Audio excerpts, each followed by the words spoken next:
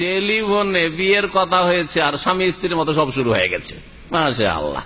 আর তারপর যদি দাড়ি রেখে কাজ হয়, আর তারপর যদি ইসলামিক সেন্টারে এসে যদি কিছু শিখাও, যদি এরকম কাজ হয় যে একটু টেলিফোনে বিয়ের সাথে কথাবার্তা হয়েছে, এখনো কবুলটাও হয়নি, ইজাবও হয়নি, কিছুই হয়নি, হালাল হয়নি, আর সব প্রেম চলছে স্বামী স্ত্রী যেমন আমোদ ফুর্তি চলে, জায়েজ? হারাম। এটা সাধারণ মুসলিম, এটা জাহিল মুসলিমের জন্য যদি হারাম হয়, তাহলে যারা একটু পড়াশোনা করছেন এসে ইসলামিক সেন্টারে, যারা একটু 5 ওয়াক্ত নামাজ পড়ছেন, যারা একটু দাঁড়িয়ে রাখছেন, লজ্জা করে না?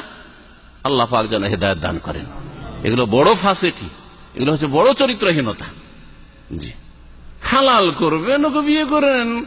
হ্যাঁ, ওর বাবা বলুক যে হ্যাঁ তোমাকে দিয়ে দিলাম আমার মেয়ে তুলে, আর আপনি বলেন যে কাবিল তো আমি কবুল করে নিলাম, বাস হয়ে গেল। দুটো সাক্ষী রাখেন, মেয়ের বাবা থাক আর আপনি থাকেন, আর দুটো সাক্ষী রাখেন, বাস হয়ে গেল।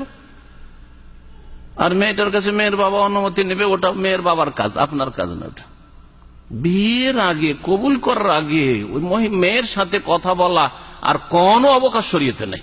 কোথায় পেলেন এটা? এই যে দেখতে গিয়ে কথা বলা, নবী সাল্লাল্লাহু আলাইহি ওয়াসাল্লাম যে অনুমতি দিয়েছেন, সেটাও সবার সামনে বলতে হবে, নির্জনে নয়। মেয়ের বাবা থাকবে, না হয় মেয়ের মা থাকবে, মেয়ের বোনেরা বসে থাকবে, সবার সামনে যা জিজ্ঞাসা করার আছে, দেখার আছে, কথা বলার আছে, কথা বলে নেন। যদি বুঝতে চান যে কথা টনটনটা কেমন, এখন নাকে টেনে কথা বলে পরে আবার পছন্দ হবে না, একটু কথাটা শুনি, ঠিক আছে, কথা বলেন। আর যদি আরো বেশি কথা বলে জানতে হয়, তাহলে আপনার মা বোনকে পাঠিয়ে দেন ভিতরে, আর খুব একটু গল্প করে আসুক মেয়েটার সাথে, বুঝে আসুক যে কি অবস্থা আছে, ঠিক কিনা? কিন্তু আপনি নির্জনে গল্প করবেন, টেলিফোনে গল্প করবেন যে ওকে তো বিয়ে করবই, আর ওকে তো আংটি পরিয়ে দিয়েছি, নাউজুবিল্লাহ। এক তো কাফের মুশরিকদের তরিকা আংটি পরিয়ে দেওয়া, আর আংটি পরিয়ে দিলে একটু দখলদারি বসেই গেল কিছুটা ওর উপরে। কি দখল আছে আপনার যতক্ষণ কবুল করেন? কোনো দখল নেই, কোনো অধিকার নেই যতক্ষণ কবুল না করেছেন। অন্যরা যেমন অধিকার রাখে, আপনি অধিকার রাখেন প্রস্তাব দেওয়ার, এর বেশি কিচ্ছু নেই।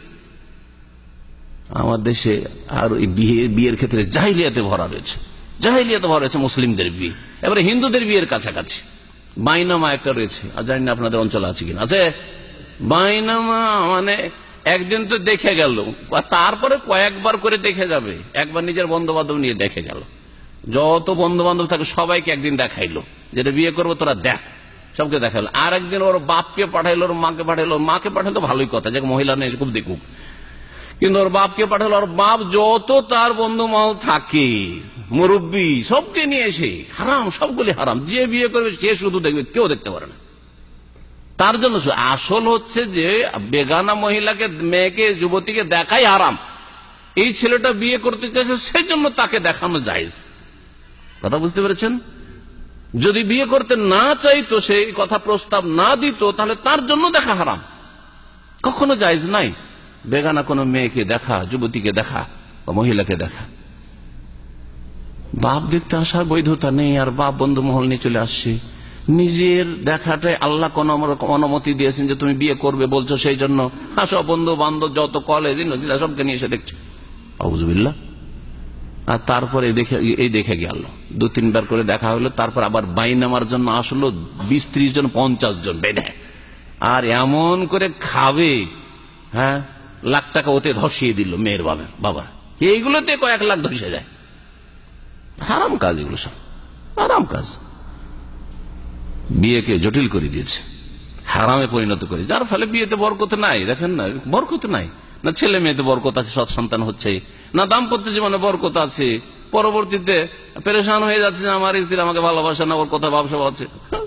এগুলো কেন হচ্ছে? তুমি হারাম হারাম তরিকাতে বিয়ে করেছো, সেই জন্য বেদাতি তরিকায় বিয়ে করেছো, সেই জন্য ওই হিন্দুদের মতো সংস্কৃতি সভ্যতার মাধ্যমে বিয়ে করেছো, সেই জন্য শরীয়তি বিয়ে করনি, সেই জন্য নগদ মোহরটা দাওনি, তৌফিক হয়নি, আর ওইদিকে সমস্ত বেদাতি আর হারাম হারাম কাজগুলি করেছো, যার ফলে বরকত হয় না।